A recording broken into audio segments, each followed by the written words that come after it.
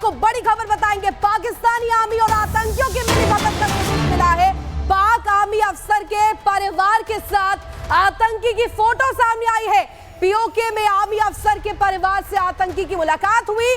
बलूचिस्तान में मारा गया था पाक आर्मी का कैप्टन साद के परिवार से 18 अप्रैल को मिला था आतंकी अबू मूसा। अब ये देखिए खुलासे परत दर परत हो रहे हैं। पाक आर्मी के साथ आखिर आतंकी क्यों था? जतिन हमारे साथ जुड़े हुए हैं। जतिन, क्या जानकारी इसको लेकर के, आखिर इस मुलाकात के मायने क्या है और किस तरीके से अब परतें खुलने वाली है?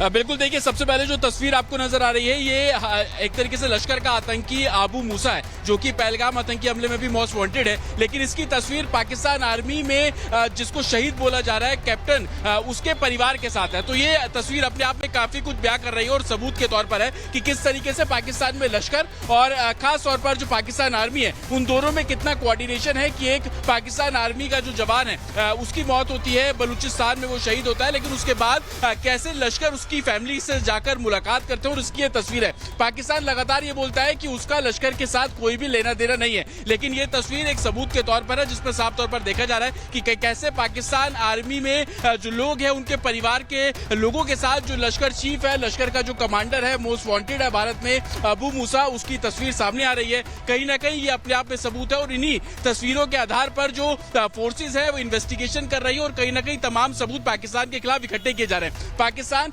हमेशा ये बोलता आता है कि उसकी जमीन पर आतंकवाद नहीं पल रहा है, लेकिन सबसे बड़ा आतंकी संगठन लश्कर तोयबा के चीफ का पाकिस्तान आर्मी के परिवार वालों से मुलाकात करना और उसकी तस्वीर अब सामने आना, तो कहीं ना कहीं एक साठगांठ कैसे लश्कर पाकिस्तान में पाकिस्तान अहम जानकारी दे रहे हैं कि किस तरीके से यहाँ पर जो मिली भगत है पाकिस्तानी फौज की और आतंकियों की वो साफ साफ दिखाई दे रही है। हालांकि इस बीच बहुत सारे लोगों के मन में ये सवाल रहता है कि आतंकी आते हैं, हमला करते हैं, उसके बाद कहाँ छिप जाते हैं। तो आज हम आपको दिखाएंगे कि किस तरीके से आतंकियों की ओर से जिस तरीके से छिपने का अड्डा बनाया जाता है, जब टीम हमारी वहां पहुंचती है तो उसे क्या क्या कुछ मिला और किस तरीके से यहाँ पे आतंकियों के ठिकानों का पता चला, रिपोर्ट में दिखाते हैं आपको।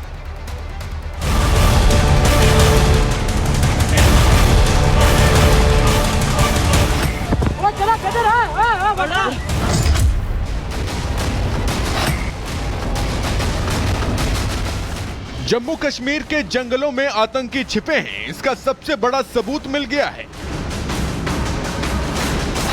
देख लीजिए आतंकियों के इन अड्डों को। आतंकी हमला करने के बाद अपने इन्हीं अड्डों पर आकर छिप जाते हैं। देख लीजिए तस्वीरें, कैसे आतंकियों ने जंगल के बीचों बीच बड़ा सा गड्ढा खोदा हुआ है। गड्ढे को पेड़ की लकड़ी और पत्तों से ढक दिया है ताकि आतंकियों के यहां होने की सेना को भनक तक न लगे। ये आतंकी अड्डे इतने बड़े हैं कि इसमें 5 से 6 आतंकी तो आसानी से छिप सकते हैं। अब आपके मन में सवाल होगा कि आतंकी इन गड्ढों में कितने दिनों तक छिप सकते हैं, तो इसका जवाब आपको इन तस्वीरों से मिल जाएगा। देखिए, इन आतंकी अड्डों पर अनाज की बोरियां मिली हैं। 1-2 बोरी नहीं बल्कि 5 से 6 बोरियां रखी हुई हैं। साथ में चाय की पत्ती का एक बड़ा पैकेट भी मिला है। पास में कुछ कपड़े और रजाई भी मिली है।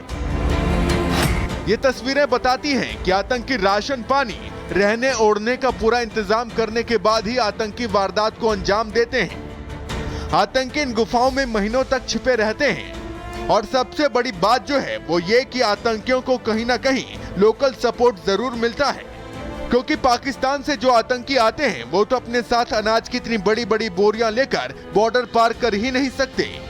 मतलब साफ है कि आतंकियों के लिए राशन पानी की व्यवस्था जम्मू कश्मीर के कुछ लोग ही करते हैं जो आतंकियों से मिले होते हैं।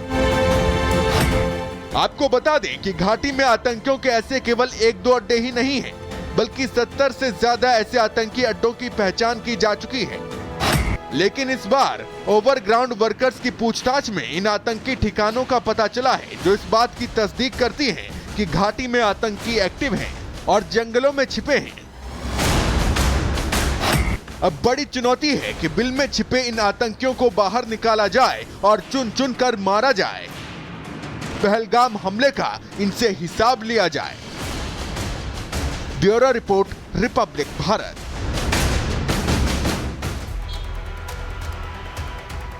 भारत के कड़े रुख से पाकिस्तान में हड़कंप मच गया है। पाकिस्तान के तमाम नेता भी अब दहशत में हैं। पाकिस्तान के नेता उमर अयूब का एक बड़ा बयान सामने आया। उमर अयूब ये कह रहे हैं कि जिस तरीके से भारत पाकिस्तान पर हमला करेगा उसमें पाकिस्तान में एक बड़ी बर्बादी हो सकती है। और लगातार जो तस्वीरें भारत अपने सैन्य प्रशिक्षण की दिखा रहा है कि उमर अयूब का भी ये साफ तौर पर कहना है कि पाकिस्तान पर भारत मिसाइल से हमला कर सकता है और अगर ऐसी स्थिति होती है तो पाकिस्तान में सिर्फ बर्बादी ही देखने को मिलेगी। क्या कुछ कह रहे हैं उमर अयूब, आइए हम आपको वो सुनवाते हैं।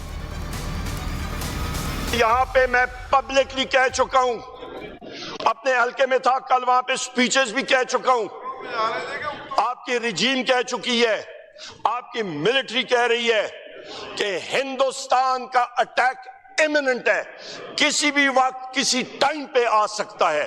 हिंदुस्तान ये attack, imminent attack air launch stand off weapons के जरिए करेगा, अपना ब्राह्मोस सुपरसोनिक क्रूज मिसाइल के जरिए करेगा।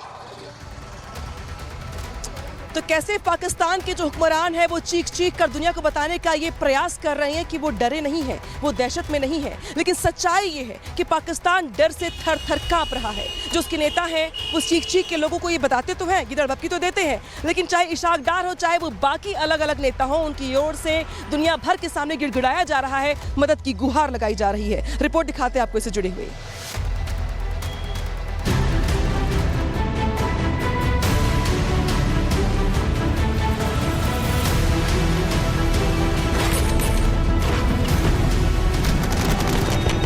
बात बात पर जंग की धमकी देने वाला पाकिस्तान अब खुद अपने ही डर में तड़प रहा है। जिस मुल्क का हौसला पहले परमाणु बम तक उछलता था, अब वो दुनिया को गिन गिन कर बता रहा है, हम तैयार हैं। सच ये है कि पाकिस्तान डर के मारे थर थर कांप रहा है।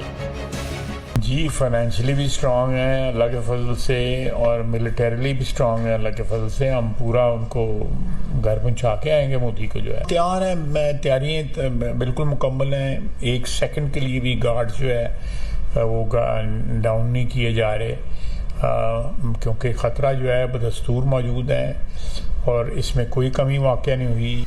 ख्वाजा आसिफ बौखलाए हुए हैं, आवाज में गुस्सा कम और डर ज्यादा है। एक सेकंड के लिए भी गार्ड्स डाउन नहीं किए जा रहे हैं। क्यों? क्योंकि अंदर से डर है कि अगर हमला हुआ तो संभाल नहीं पाएंगे।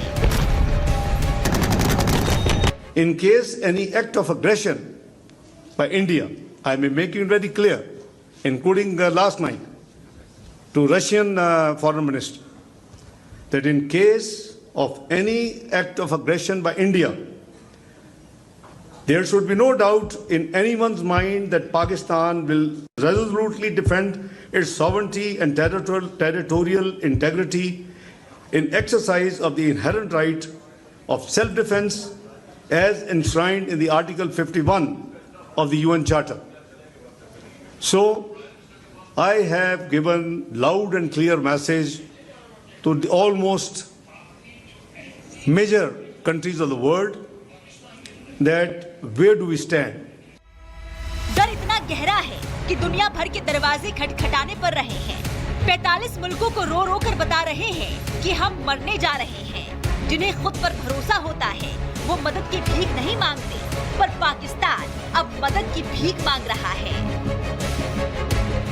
असल बात ये है, पाकिस्तान जानता है अगर युद्ध हुआ तो जमींदोज हो जाएगा, इसलिए वो हर तरफ अपनी मजबूरी का रोना रो रहा है।